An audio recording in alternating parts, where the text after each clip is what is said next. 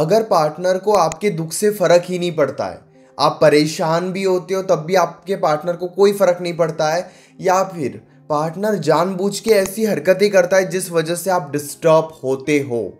अब इसके पीछे दो रीज़न हो सकते हैं। एक, कि आज जो पार्टनर का बिहेवियर है ये आपकी वजह से ही है, आपने ही कुछ ऐसी गलतियां की जिस वजह से आज पार्टनर को फर्क नहीं पड़ता है। या फिर दूसरा रीज़न, कि पार्टनर पहले से ही इमोशनलेस है, यानी कि पार्टनर को पहले से फर्क नहीं पड़ता है। वो आपके साथ रिलेशनशिप में थे, कुछ टाइम तो वो बहुत अच्छे थे, लेकिन अब धीरे धीरे वो अपना रियल बिहेवियर आपको बता रहे हैं कि उन्हें कोई फर्क नहीं पड़ता है, चाहे आप खुश रहो चाहे आप दुखी रहो। आज के इस वीडियो में बहुत ही आराम से हम इस बात को समझने वाले हैं कि इस सिचुएशन में आपको क्या करना चाहिए और क्या नहीं करना चाहिए। नमस्कार दोस्तों, मैं हूं श्रावण, आप देख रहे हो स्काइल। अब मेरी हर एक बात को बहुत ही ध्यान से समझने की कोशिश करना। जैसे कि मैंने कहा था कि एक रीज़न ये भी हो सकता है कि आज आपके बिहेवियर के वजह से, आपकी गलतियों के वजह से ही पार्टनर को फ़र्क नहीं पड़ता है। जी हाँ, रिलेशनशिप में हम कुछ ऐसी गलतियाँ करते हैं जिस वजह से पार्टनर इमोशनली काफ़ी ज़्यादा स्ट्रॉन्ग बन जाता है आपको लेकर और जानबूझकर इग्नोर करने लगता है। ये क्यों होता है? अगर आप पार्टनर के सामने एक ही इमोशंस लेकर बैठे हो, क्या होता है ना कि हम पार्टनर के सामने एक ऐसी इमेज बना लेते हैं कि एक तो हम दुखी ही रहेंगे, हम बहुत बेचारे बनकर रहेंगे, हमेशा ही परेशान रहेंगे। एक ही इमोशंस पार्टनर के सामने हम बार बार दिखाते हैं जिस वजह से पार्टनर को कोई फर्क नहीं पड़ता है। एक एग्जांपल मैं आपको देता हूँ। मान लीजिए कि कोई अगर आपको इंसान अपने ज़िंदगी का दुख बताए तो ऑफ कोर्स आपको बुरा लगेगा, लेकिन अगर वही दुख वो हर दिन हर समय बताए तो आपको ये आदत हो जाएगी कि यार चलो ठीक है, ये इंसान तो परेशान ही रहता है, इसके लिए ज़्यादा परेशान होकर कोई फ़ायदा नहीं। यानी कि सेम आप भी रिलेशनशिप में करते हो कई बार अनजाने में कि पार्टनर के सामने दुख ही दुख बताते रहोगे, परेशानी परेशानी बताते रहोगे, रोते रोते रहोगे, आपके लाइफ में खुशी नहीं है, परेशान रहते हो। ऐसी इमेज हम पार्टनर के सामने बना लेते हैं जिस वजह से उन्हें फ़र्क नहीं पड़ता है। अब दूसरा रीज़न क्या होता है ना कि हम ज़बरदस्ती अपना दुख, ज़बरदस्ती अपनी दिल की बात बार बार पार्टनर के सामने रखते हैं। हम ये नहीं देखते कि पार्टनर अभी सुनना चाहता है, नहीं सुनना चाहता है, उन्हें अभी हमारी बातों में इंटरेस्ट है या नहीं है। हमें बस ये लगता है जो हमारे दिल में चल रहा है ये बातें हम उन्हें बताएंगे, और जब वो नहीं समझते हैं तो हम बार बार ज़बरदस्ती उन्हें बताते हैं कि हम रिलेशनशिप में कितने परेशान हो रहे हैं, कितने दुखी हो रहे हैं, कितनी प्रॉब्लम्स है, आप इग्नोर करते हो तो हमारे लिए कितना मुश्किल हो जाता है। बार बार वो बात हम उनके सामने रखते हैं। अब इन दोनों रीजंस की वजह से वो आपको लेकर इमोशनली स्ट्रांग बन जाते हैं और उन्हें फ़र्क नहीं पड़ता है। देखो सीधी सी बात है, दुख उन्हें बताओ जब वो सुनना चाहते हैं, दुख उस वक्त बताओ जब वो समझना चाहते हैं। और हम यही गलती करते हैं, हम समय देखते ही नहीं है, उनका माइंडसेट समझते ही नहीं है, बस अपना दुख बताते चले जाते हैं। जो गलती अब से आपको नहीं करनी है। अब इस सिचुएशन में आपको क्या करना चाहिए? सबसे ज़्यादा ज़रूरी है कि आप अपने इमोशंस पार्टनर के सामने कैसे रखते हो, इस पर ध्यान दो। ये गलती मत करो कि आप बार बार एक ही बात उनके सामने रख रहे हो और अपने आप को और ज़्यादा दुखी कर रहे हो। अब आपके मन में ये भी सवाल आएगा कि हाँ, पार्टनर के साइड से भी कुछ गलतियाँ हो रही है, पार्टनर अपनी गलतियों को एक्सेप्ट कब करेगा, पार्टनर को कब उनकी गलती समझ में आएगी? तो इसका जवाब ये है कि जब आप सही तरीके से उन्हें उनकी गलती बताओगे। ज़बरदस्ती आप उन्हें उनकी गलती बताकर, कमज़ोर रहकर आप उन्हें उनकी गलती बताकर उन्हें नहीं समझा सकते।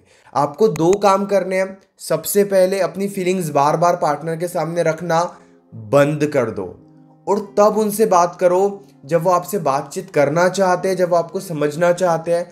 इसके लिए अगर आपको 2-4 दिन शांत भी रहना पड़े, साइलेंट भी रहना पड़े, तो आपको रहना होगा। तभी वो आपकी बात को सुनेंगे, तभी वो आपकी बात को समझेंगे। इतना स्ट्रॉन्ग अगर आप बनोगे तो आपकी बातों को ज़रूर वैल्यू मिलेगी। अपने दिल की बात पार्टनर के सामने रखना ज़रूरी है, लेकिन ज़बरदस्ती रखना गलत बात है। अब बात करते हैं दूसरी सिचुएशन की, और यकीन करो ये बहुत ही ज़्यादा ज़रूरी है, बहुत ही ज़्यादा ज़रूरी है। रिलेशनशिप को 6 महीने हो जाते हैं, 9 महीने हो जाते हैं, 1 साल हो जाता है, और तब पार्टनर का ना हमें रियल बिहेवियर देखने को मिलता है। एक बहुत ही सच्चाई मैं आपको बताता हूँ। मान लीजिए कि आज मैं आपको नहीं जानता हूँ, आप मुझे नहीं जानते हो, लेकिन अगर मैं भी आपसे बातचीत करने लगूँ तो हमारी एक बॉन्डिंग बहुत अच्छे से बिल्ड हो जाएगी। क्यों?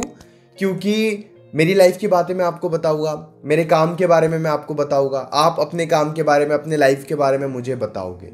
अब हम एक दूसरे से कितना प्यार करते हैं या हमारी बॉन्डिंग कितनी अच्छी है, ये तब पता चलता है जब हम एक दूसरे को पूरे तरीके से समझ लेते हैं, एक दूसरे के लाइफ को बहुत अच्छे से समझ लेते हैं।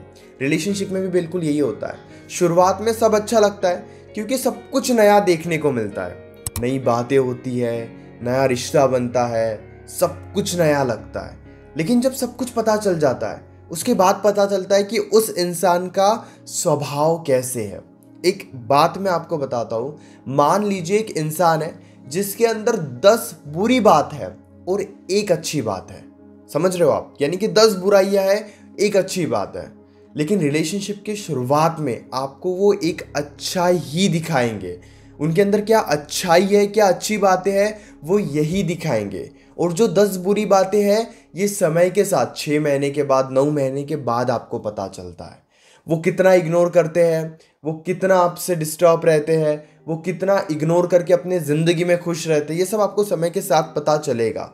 इसीलिए कहते हैं वो लोग हमेशा दुखी रहते हैं जो शुरुआत में ही ये फैसला ले लेते हैं कि मुझे तो बस इंसान के साथ ही रहना है। 1-2 महीने आपने उस इंसान को देखा और आपने कमिटमेंट दे दी कि नहीं, अब तो चाहे जीना हो या मरना हो, सब इस इंसान के साथ ही करना है। यानी कि बहुत शुरुआत में ही हम एक डिसीजन ले लेते हैं जहाँ पे हम फंस जाते हैं। अगर आप किसी के साथ एक लाइफ स्पेंड करना चाहते हो ना, तो सबसे ज़्यादा ज़रूरी है उस इंसान के स्वभाव को समझना।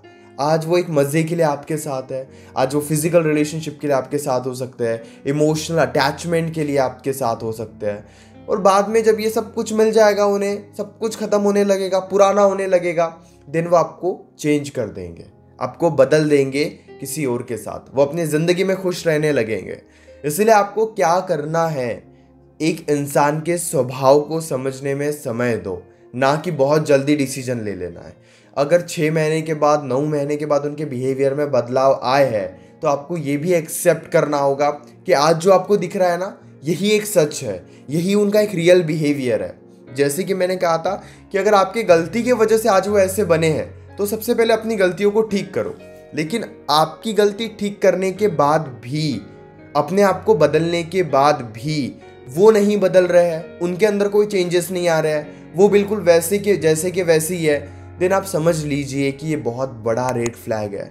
आप ज़बरदस्ती किसी तरीके से उनका प्यार हासिल तो कर लोगे, लेकिन कुछ समय के लिए फिर से वो इंसान अपने स्वाभाविक बिहेवियर में आ जाएगा, बेसिक बिहेवियर में आ जाएगा, इग्नोर करने लगेंगे, दोस्तों के साथ खुश रहेंगे, इवन हो सकता है कि वो आपके अलावा किसी और को भी डेट करे।